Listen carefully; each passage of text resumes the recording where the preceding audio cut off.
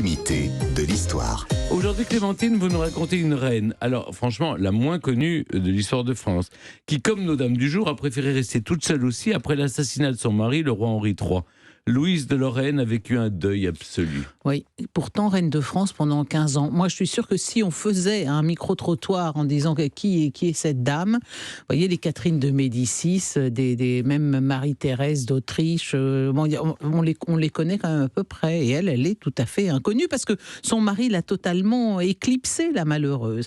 Et alors, comment sont-ils mariés, ces deux-là ? À l'automne 1573, vous savez peut-être que le futur Henri III, qui s'appelle d'ailleurs Alexandre, de son vrai prénom, on l'appelle Alexandre, en joue et il deviendra roi sous le nom d'Henri III. Il quitte la France pour devenir roi de Pologne et il est absolument furieux parce qu'il est alors fou amoureux d'une certaine Marie de Clèves. D'ailleurs, Marie de Clèves est promise à un autre que lui, mais il n'en a cure, il est absolument consterné. Le voilà obligé d'aller jusqu'à Cracovie, à l'époque c'est quand même pas une promenade, pour épouser Jagellon. Jagellon, c'est un épouvantail polonais quinquagénaire, elle est vraiment beaucoup plus âgée que lui, et en plus ils ne pourront guère se compter fleurette et se faire la conversation parce qu'elle ne parle pas français, il ne parle pas polonais, donc ils ne peuvent échanger qu'en latin. Donc vous voyez, lui là, et en plus il a 23 ans, c'est par excellence un être raffiné qui était très bien au bord de Seine, enfin un vrai Valois, et là il se retrouve à Cracovie avec Jagellon. Alors tout de même, comme il est très triste de partir, on s'arrête avec ses accompagnateurs à Nancy où de grandes réjouissances sont données en son honneur. Et là, c'est là qu'il remarque la ravissante princesse de Vaudémont qui a pour particularité d'être précisément le sosie de la princesse de Clèves dont il est fou amoureux.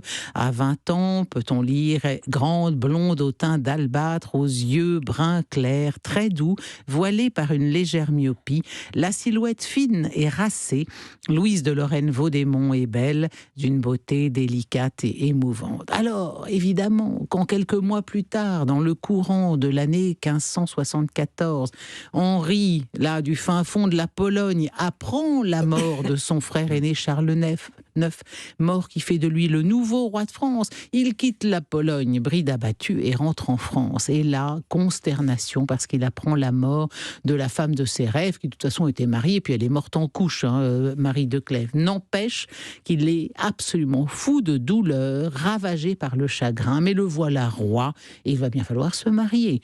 Et c'est là qu'il se souvient du sosie de sa chère disparue, aperçue en Lorraine. Un choix, elle va choisir donc de l'épouser. C'est un choix qui surprend son entourage parce que c'est pas du tout un parti à la hauteur d'un roi de France, cette femme. Et d'ailleurs, la mariée elle-même n'en revient pas qu'on l'ait choisie. Et puis, c'est une façon de se rebeller contre sa mère aussi, parce que Catherine de Médicis avait des projets matrimoniaux tout différents. Donc, Henri III elle a quand même fait le choix d'un mariage d'inclination plutôt que le choix d'un mariage de raison. Et à 23 ans, le 15 février 1575, 2 mois à peine après la mort de sa Marie de Clèves chérie, Henri III épouse Louise de Lorraine, qui, elle, a 21 ans. Et il veut que tout soit parfait, comme pour son propre sacre qui a lieu 2 jours plus tôt. Pour le mariage, il s'occupe des costumes, il met la main à la pâte, il pique, il ajuste les pierres précieuses, il adorait ça. C'est même lui qui il le faisait avec sa sœur Marguerite de Valois aussi. C'est lui qui jouait un peu à la poupée en fait. C'est même lui qui coiffe Louise. Il prépare tout. Et cette nouvelle reine, douce, discrète, tout le contraire de sa belle-mère, aime profondément son mari et elle ne cessera jamais de l'aimer malgré ses infidélités, le chagrin des fausses couches à répétition, l'absence d'enfants. Ils vont faire de nombreux pèlerinages tous les deux entre 1579 et 1586. Elle fait des cures thermales pour espérer non pas seulement être enceinte, mais parvenir à mener une grossesse à son terme.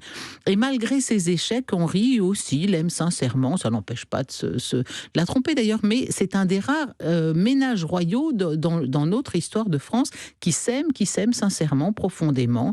Et lui va constamment l'aménager. Il n'aura jamais de favorite en titre. Il s'efforce quand il a des incartades de rester... Il avait des favoris. Oui, enfin les favoris, mais voilà. Mais c'est sans doute moins ostensiblement affiché quand vous avez un favori que quand vous avez une favorite.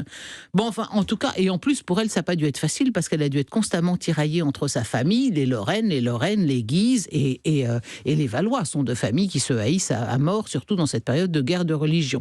Donc c'est à la fois Louise de Lorraine la plus effacée de nos reines de France sans doute, mais aussi celle qui fut associée le plus étroitement à la vie du roi. Elle était de toutes les cérémonies, de toutes les fêtes. Elle était quand il y avait une réception d'ambassadeurs, elle y était. Elle a même participé au conseil du roi, ce qui est quand même pas donné. Et donc, ainsi que je le disais tout à l'heure, en 1589, au lendemain de l'assassinat d'Henri III, son époux, par le moine Jacques Clément, Louise de Lorraine, anéantie, prend le deuil en blanc des reines, d'où son surnom de Reine Blanche. Et elle se retire à Chenonceau que lui a donné sa belle-mère Catherine de Médicis. C'est quand même un beau cadeau. Elle se retire là avec quelques religieuses et là, 11 années durant, elle va se cloîtrer dans la chambre très spectaculaire dont parlait Stéphane tout à l'heure, dite la chambre des dames, la chambre des larmes, excusez-moi, dont les murs sont peints en noir et ornés de symboles funèbres, des croix, des pelles et les pioches de l'inhumation, des cornes d'abondance débordant de larmes. Tout ce décor noir et argent, symbole de mort, est reproduit aussi sur les tentures de lit, sur les rideaux. L'impression, quand on pénètre cette chambre à Chenonceau est vraiment glaçante parce que le reste du château est très chaleureux. Elle va observer un deuil absolu en cette sombre retraite jusqu'à sa mort en 1601 à l'âge de 47 ans. Non pas, elle est d'ailleurs pas morte à Chenonceau, elle est morte au château de Moulins. Et voyez-vous, cette reine presque inconnue, douce, aimante et gentille, est la seule reine d'avant la Révolution à reposer réellement dans le tombeau portant son nom à l'abbaye de Saint-Denis. Vous saviez ça, Stéphane? Au moment du sac de l'abbaye par les sans-culottes en 93, nul n'a prêté attention à elle, la condamnant une fois de plus à l'effacement, certes, mais aussi à la paix pour des siècles des siècles. Amen. Merci Clémentine. Ah, c'est bien, vous seriez bien en curé. Oui.